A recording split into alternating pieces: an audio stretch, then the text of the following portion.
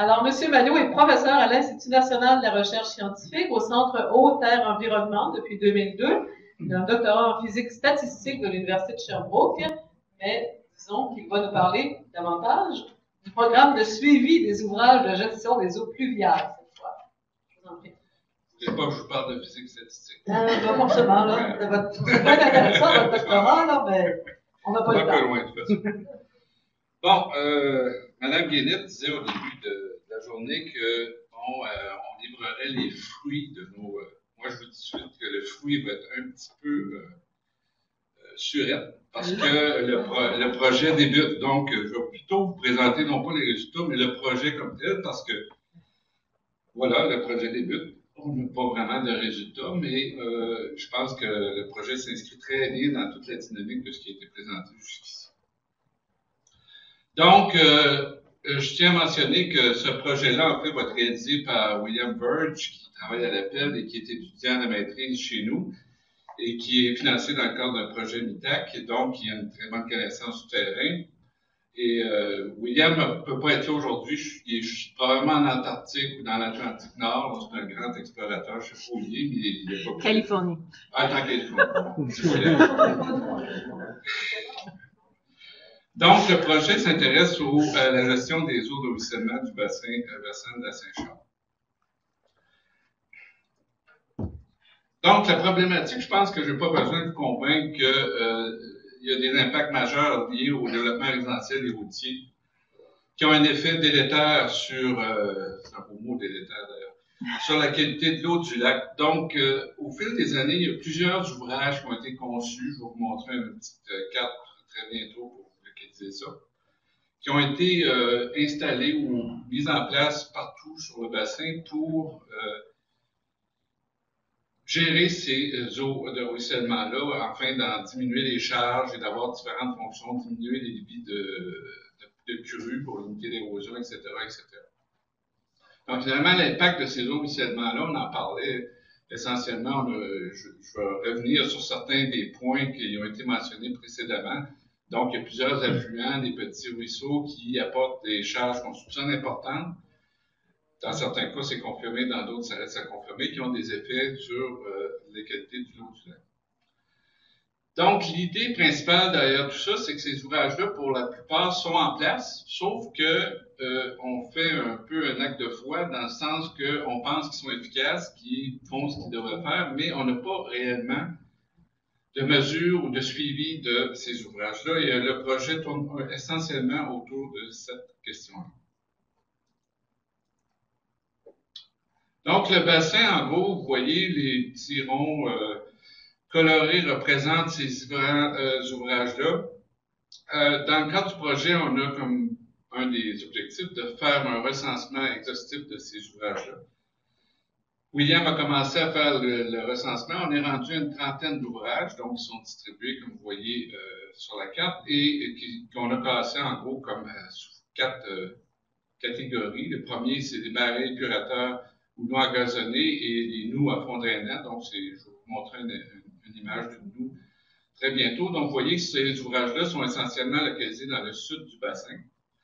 Par ailleurs, il y a ce qu'on appelle des bassins multifonctions qui sont, si vous êtes habitué avec le bassin, vous allez voir qu'ils sont répartis le long de l'autoroute. En fait, c'est des bassins qui ont été construits en même temps que l'autoroute, un peu pour limiter les impacts du ruissellement des eaux sur l'autoroute, donc qui ont été distribués tout le long de l'autoroute. Et finalement, il y a des bassins de rétention qui ont été aussi installés dans les parties aval du bassin. Donc, tous ces ouvrages-là ont été mis en place essentiellement depuis 2005, la majorité d'entre eux. Bon, dans le temps, ça s'est étalé, mais essentiellement, c'est depuis 2005.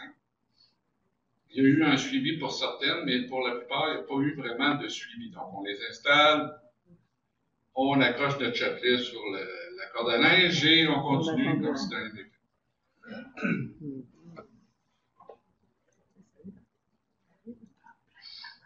Donc, les pratiques de gestion optimale, tout ça, c'est un mot qui, bon, il y a une terminologie, je vous fais grâce de la terminologie, il y a 1000 expressions pour décrire cette chose-là. Moi, j'ai choisi de parler de PGO, c'est une des plus anciennes façons de dénommer cette chose-là. Donc, ces différentes pratiques, ces différents aménagements qui prennent des formes très diverses, tranchées d'infiltration, on les connaît surtout en milieu urbain, le tranchées d'infiltration, des mous, même des toits verts, bon, dans ce cas-ci, c'est pas pertinent, mais une sorte d'infrastructure comme ça, dont les fonctions, c'est essentiellement de prendre les eaux de ruissellement, qui émanent essentiellement souvent de surface imperméable en milieu urbain, et de faire un traitement, une filtration, une infiltration. Donc, le but, c'est de réduire les charges, d'infiltrer le plus possible ces eaux-là pour limiter les apports au milieu récepteur, dans ce cas-ci, bon, essentiellement le lac. Malheureusement, il y a très peu de suivi à long terme des PGO, donc, notamment au Québec, mais un peu partout aussi. Parce que pourquoi? Pour diverses raisons, mais essentiellement, c'est parce que ça peut être coûteux et puis c'est long de faire un programme de suivi à long terme, c'est difficile à justifier. Donc, il y a peu de documentation à ce niveau-là. On pense que, comme je vous disais, que ça fonctionne bien, mais on sait aussi que le temps est le pire ennemi des PGO si on fait rien. Donc, la performance des ouvrages diminue. Aussi, les études montrent qu'il y a une forte variabilité. On mesure l'efficacité de 2 PGO. Dans 2 études, on obtient 2 résultats très différents. Donc, essentiellement, ce que ça montre, c'est que les conditions locales sont déterminantes et aussi la conception de l'ouvrage a un rôle important sur la performance. Donc, autrement dit, on ne peut pas dire, bon, on fait tel ouvrage, donc on a telle performance, il faut la monitorer nécessairement, puisqu'elle peut ne pas être ce qu'on pense. Il existe par ailleurs plusieurs programmes de suivi de ce type-là, essentiellement en milieu urbain. Il y a beaucoup de villes qui ont développé à très grande échelle, Toronto notamment, aux États-Unis et Philadelphie aussi. Bon, en milieu urbain, je parle toujours de milieu urbain, mais donc des programmes de suivi de ces ouvrages-là pour documenter leur performance. Et évidemment, vous comprendrez, je pense que c'est pas difficile à saisir, que c'est important quand on a un milieu qui est fragile et vulnérable, comme celui auquel on pense de faire un programme de suivi de ce genre d'ouvrage. Donc, les objectifs du projet, une fois ce contexte défini, le projet essentiellement vise à élaborer un programme de suivi des ouvrages de gestion du ruissellement de façon générique, en prenant, pour exemple, les ouvrages qui sont présents sur le bassin de la Saint-Charles.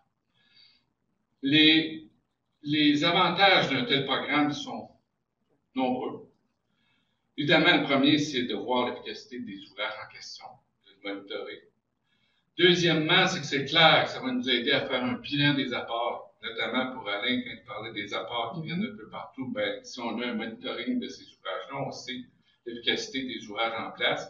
Évidemment, on ne peut pas tous les monitorer, mais au moins, si on les choisit de façon judicieuse, ça peut être très pertinent. Et aussi, ça peut nous aider, et ça c'est très important, à améliorer et optimiser le programme d'entretien, si programme d'entretien il y a, ou autrement, justifier un programme d'entretien, resserrer le programme d'entretien, parce que, comme je l'ai dit, le temps est un des ennemis de l'efficacité de ces ouvrages-là. Et aussi, ça permet peut-être de mieux identifier et caractériser certaines sources de polluants, de MES, etc., etc. Sur un ouvrage, évidemment, on mesure en amont et en aval, on peut mieux estimer ces charges-là. Et aussi, ça, c'est pas à négliger, faire la promotion des PGO. Qu'est-ce que je veux dire par là? C'est que c'est pas toujours tout le monde qui est convaincu de l'efficacité de ce genre d'ouvrage-là. Il y a un problème pas de crédibilité, mais il y a un problème de promotion. On parlait de communication, c'est les enjeux de la communication. Bon, c'est bien beau, là, bon, ça marche. C'est cosmétique, là, mais montrer plus que c'est plus que cosmétique, que ça marche, qu'il y a une certaine efficacité. Donc, utiliser ces données-là pour faire la promotion des PGO pour une implantation peut-être à plus grande échelle. Et aussi, l'expérience acquise va nous permettre de mieux sélectionner, mieux concevoir ces ouvrages-là. Comme je vous ai dit, ça dépend beaucoup des caractéristiques locales. Donc, de mieux cibler quel ouvrage on devrait mettre à quel endroit en fonction de quelle configuration. Et évidemment, ultimement, ben, on espère dans 10-15 ans identifier d'autres sites, peut-être même avant, d'autres sites potentiels d'implantation des PGO. Donc, le projet se divise essentiellement en 4 étapes. La première, c'est, comme je vous l'ai mentionné, un inventaire. Je vais vous présenter quelques petits cas intéressants qu'on a inventoriés. Une caractérisation des ouvrages en place. Le deuxième, c'est une revue de littérature. Bon, je vais passer rapidement là-dessus. Une revue de littérature, c'est une revue de littérature.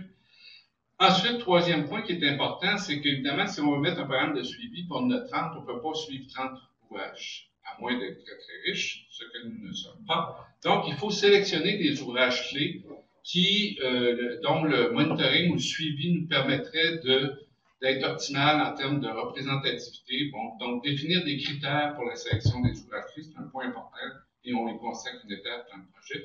Et finalement, de développer le programme comme tel et la rédaction du guide. Je l'ai mentionné, le programme, on veut le développer, mais on veut développer aussi un guide qui va être généré en utilisant le bassin de la Saint-Charles comme exemple, qui, nous l'espérons, pourra être récupéré par d'autres agences de bassin un peu partout et pouvoir servir d'exemple et les aider. Et on a vraiment un objectif ici d'aider les autres. On est très altruiste. Donc, la première étape, c'est la caractérisation et l'inventaire des ouvrages qu'il y a sur... Bon, je vous dresse une liste des informations qu'on collige. Bon, je ne dirai pas la liste, mais essentiellement, ça nous permet non seulement de caractériser physiquement l'ouvrage, sa localisation, le bassin amont, l'occupation, l'affluent aussi où il se rejette, mais aussi de voir s'il y a un historique d'entretien et s'il y a un historique aussi, parce que souvent, il y a des analyses qui se font, mais ils se font de façon ponctuelle, donc de colliger toutes ces informations-là pour dresser un portrait, un peu le pedigree de chaque ouvrage pour pouvoir mieux définir ce qu'on pourra faire plus tard ou pour implanter le programme de suivi qu'on veut implanter. Donc, dans l'inventaire, je vous donne simplement 2 exemples. Je vous l'ai dit, on en a une trentaine. Le premier, c'est le fossé à fond drainant de la rue des Goélettes. Donc, vous voyez qu'il est sur la rive est du lac, qui est localisé dans la petite carte en bas à droite. Donc, essentiellement, cette chose-là a été instaurée parce qu'avant, il y avait des fossés là, assez profonds, on m'a dit. Et il y avait un problème sérieux d'érosion, parce qu'à chaque fois qu'il y a une bonne pluie, ben, il y a une partie du versant qui se ramassait en fossé. Et aussi, même au niveau de la sécurité, il y avait un certain enjeu sécuritaire. Je ne sais pas si les gens conduisaient mal ou rentraient en fossé, ou les enfants. Les entrées se tombaient. Ah, OK, littéralement. OK, les entrées tombaient littéralement. Donc, effectivement, quand tu rentres, tu tombes dans le trou. Donc, vous voyez, c'est un ouvrage qui a été installé assez récemment, en 2016, et qui prend la forme d'un fossé, comme vous voyez, il n'est pas très, ben, je pense que la photo ne donne pas la vraie image, il est plan qu'avec ça, on n'a pas l'impression qu'il est ici, mais essentiellement qui vise justement à régler un problème d'érosion et aussi de filtrer en partie les eaux qui proviennent de la partie amont. Donc, c'est un des ouvrages qu'on a identifié. Le 2, c'est la fameuse, je dis la fameuse parce que tout le monde l'appelle le fossé 33, c'est pas très excitant, mais c'est le fossé 33. La noue engazonnée du fossé 33, vous allez me dire, ça c'est une noue. Moi j'ai dit la même chose à William quand il m'a montré la photo, j'ai dit une noue, en principe, il n'y a pas d'eau dedans. Mais bon, là, c'est un ruisseau, mais en tout cas, il a fait ça une noue engazonnée, c'est vraiment, c'est toujours comme ça, là, beaucoup d'eau. Donc ça, en amont de ça, il y a le fameux golfe. C'est le long de la fameuse rue des Grandes Lignes ou le chemin de la Grande Ligne. Donc, un endroit qui semble, parce que moi je suis un peu un néophyte dans le bassin, qui semble très stratégique et qui, donc, le fossé en question a été installé en 2010, il y a un certain temps. Au moment de l'installation, il y a eu un suivi, si je n'ai pas de mémoire, puis un étudiant de Geneviève qui avait fait des travaux là-dessus dans le cadre de sa maîtrise. Et maintenant, il y a eu une reconfiguration, je ne sais pas comment l'appeler, de cette noue-là en 2016-2017. Et la ville est très intéressée à voir maintenant comment ça fonctionne. Donc, essentiellement, là, on vise à limiter, à favoriser la sédimentation et le traitement par les plantes à travers cette ouvrage. La revue de littérature, je passe vite là-dessus. Mais essentiellement, la revue de littérature vise 2 fonctions. Premièrement, de voir si ailleurs il s'est fait des programmes de suivi comme celui qu'on va faire. Et deuxièmement, documenter autant que faire se peut la performance du type d'ouvrage qu'on a sur le bassin, pour avoir un peu des fourchettes. Point important, c'est qu'on ne vise pas la littérature, uniquement la littérature scientifique, mais on vise ce qu'on appelle la littérature grise, qui est celle qui est entre les lignes, c'est-à-dire celle qui est produite par les municipalités et les consultants. Donc, comme je vous le mentionnais plus tôt, un aspect important, c'est la section des ouvrages clés qui devront être suivis. Bon, on a établi une liste préliminaire de critères qui devront être considérés. Le premier, c'est l'impact. Évidemment, si vous avez un ouvrage que vous savez totalement inefficace, ben, je pense que ça ne vaut pas la peine d'aller mesurer quoi que ce soit. Mais sur certains ouvrages, si vous avez des doutes sur l'efficacité de l'ouvrage, ben là, ça vaut le coup d'aller mesurer. Deuxième chose, l'importance relative. Bon, je parlais du fossé 33, semble-t-il, c'est un ouvrage stratégique, entre guillemets. Donc là, ça joue en sa faveur.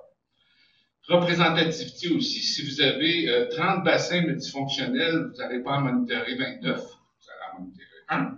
Et aussi des considérations liées aux contraintes d'accès et d'échantillonnage qui peuvent être, bon, c'est de la logistique, mais ça peut être déterminant aussi.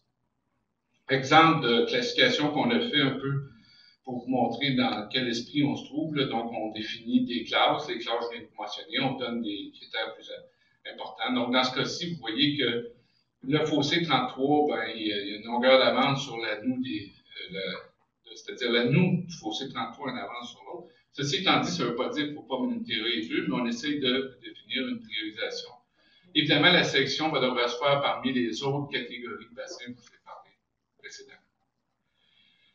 Et tout ça, ça va nous amener à l'élaboration du programme comme tel et à la rédaction du guide méthodologique qui va comprendre une foule d'informations, notamment, dans un premier temps, définir la méthodologie comme telle, comment, quels critères, comment définir les objectifs, quels enjeux, quelles questions fondamentales on doit se poser dans le cadre d'élaboration du programme de suivi. Ensuite, les critères clés pour l'identification des ouvrages à suivre et des objectifs spécifiques à chacun de ces ouvrages-là. Évidemment, les variables à mesurer, on ne peut pas tout mesurer, mais c'est des variables clés à mesurer, protocole de suivi. Bon, ça, c'est mon petit côté à moi. Les analyses statistiques à réaliser, je pense qu'il y a des choses intéressantes à intégrer là-dedans. Pas question de faire de l'analyse bayésienne, là, mais des choses simples, mais qui pourraient tirer le maximum d'informations des données. Ressources financières et humaines qui doivent être des enjeux, parce que c'est crucial. Et finalement, la pérennisation des données récoltées. Voilà. Oui, voilà, regardez, j'arrive juste. Arrêtez là. Parfait. Pour les questions et les commentaires. Voilà.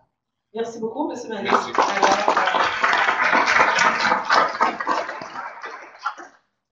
Monsieur Gilbert.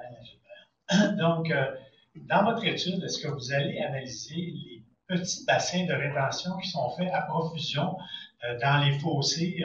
Entre autres, moi, je suis des Trois-Petits-Lacs, puis autour de notre secteur, le ministère des Transports, la ville de Stoneham, on fait beaucoup de petits bassins. Là. Je parle des bassins là, qui peuvent avoir peut-être entre 10 et 15 mètres de longueur par 2-3 mètres de largeur. Est-ce que l'étude va aussi regarder ces bassins-là? Parce que, je vais vous dire pourquoi ma question, c'est que je circule beaucoup à vélo dans ce coin-là, puis je peux vous dire qu'après 1 ou 2 saisons, c'est plein de sédiments. Et ça ne fonctionne plus. Puis là, après ça, la 3e, la 4e, la 5e saison, tant qu'ils ne refont pas la chaussée, c'est non fonctionnel. Est-ce que ça va être regardé? Parce que je trouve intéressant l'aspect entretien, parce qu'entretien n'est pas évident. C'est bien beau quand on construit ça, la membrane, les gros blocs rocailleux. Après ça, enlever les sédiments sans tout défaire, sans briser la membrane, c'est une problématique. Bonne question. Ben, bonne question. Certes, on va essayer, comme je vous dis, on va essayer de faire un répertoire des ouvrages qui se trouvent sur l'ensemble du bassin. Nous, on en a 30. Clairement, on n'a pas les petits bassins dont vous parlez. Ben, moi, je me trompe, mais je ne pense pas qu'on les ait. C'est des bassins quand même assez importants qu'on a. Est-ce qu'on va faire un suivi sur peut-être un bassin de ce type-là? Je ne sais pas. C'est peut-être un qui est plus stratégique, un qui est plus... mais pas l'ensemble, vous comprenez pourquoi, évidemment. Et aussi, on pourra faire des recommandations au niveau de l'entretien parce que c'est clair que le niveau ou le type d'entretien qu'il faut faire de certains ouvrages dépend de l'ouvrage comme tel. Mais il doit y avoir des exemples ailleurs de bonnes pratiques d'entretien. Oui, à ce niveau-là, c'est clair. Donc ça, c'est clair qu'on va peut-être pas faire un suivi de tous, mais au moins, on va essayer d'avoir un représentant, comme vous dites, de chaque catégorie. S'il y a une multitude de bassins de sédimentation de ce type-là, ben, ça peut être intéressant d'en prendre un. Oui, d'ajouter ça à l'échantillonnage. Sur l'historique d'entretien, je comprends qu'il y a plusieurs partenaires, c'est-à-dire que les responsables des différentes mesures peuvent varier. Ça peut être le ministère des Transports, les municipalités, les promoteurs immobiliers. Alors, comment obtenir l'historique? Ça va être très difficile. Ben, on a William est bien branché, l'appel est bien branché, donc on espère d'avoir des entrées de ce côté-là, mais effectivement, vous avez raison, parce que les ouvrages ont été de responsabilité, de juridiction. Oui, c'est un défi, ça aussi. Parmi d'autres. Bonne chance. Ah oui, question? Analyser le design de ces ouvrages à l'avance, parce qu'on s'entend qu'avant de parler d'entretien. Oui, la conception elle-même. C'est un des points qu'on a mentionné. Nous, on veut, parmi les informations, on veut corriger, c'est comment ils ont été conçus. Oui. Et la revuitature aussi, bon, il y a plusieurs guides, là, il y en a même une multitude de guides de conception. Ben, l'idée aussi, c'est peut-être de comparer la conception effective à la conception suggérée, puis peut-être de voir, si on fait un suivi sur un bassin, de voir quels éléments de conception qui ont pu achopper ou qui ont pu nuire à l'efficacité réelle ou qui pourraient être mieux adaptés aux conditions locales, des choses comme ça. C'est un peu vague ma réponse, mais vous comprenez que Je comprends que Oui, on n'a pas le choix. Mais sur le soir, oui, brièvement. Souvent, c'est une des choses que les gens disent, les Peugeot ont mauvaise presse parce qu'ils sont mal conçus. Ils sont mal conçus. Ils n'ont pas fait appel à des architectes ou à des gens spécialisés en conception d'outils comme ça. C'est évident que je peux avoir la réponse à ma question n'importe quand, on est collègues de bureau, mais je vais la poser pour les bénéfices de tout le monde. On va parler d'efficacité en termes de volume retenu, contaminant, c'est juste les matières en suspension? Non, ça va plus que les matières en suspension, on vise la qualité aussi. Donc, MES, évidemment. Ben, ça dépend de l'ouvrage, on va peut-être ajouter. Le programme de suivi va peut-être. Nous, on ne le fait pas, le programme. J'espère que j'ai été clair. Nous, on ne mesure rien. On développe un programme de suivi, on dit quelle variable on devrait. On est en amont du programme comme tel d'implantation. Donc, mais parmi ça, un des éléments clés, c'est quelle variable on va mesurer. Une fois que vous avez décidé ce modèle-là, qui va l'implanter? Mélanie? Ben, qui va passer à l'action? En fait, c'est dans, il faut falloir avoir une discussion, là, mais avec la Ville de Québec, là, mais c'est dans le programme de suivi de qualité d'eau. Mais si vous repensez à la première présentation de Sandra ce matin, c'est ça. On est exactement là-dedans. C'est-à-dire qu'il y a un programme de suivi à grande échelle, puis un des morceaux du puzzle, ben, c'est les ouvrages de gestion des eaux ruissellement. Nous, c'est ce petit morceau. Parfait. On va s'arrêter là, parce que là, je contribue au problème. Je devrais arrêter de parler. Merci beaucoup, M. Magot. Merci beaucoup. Alors, on va enchaîner.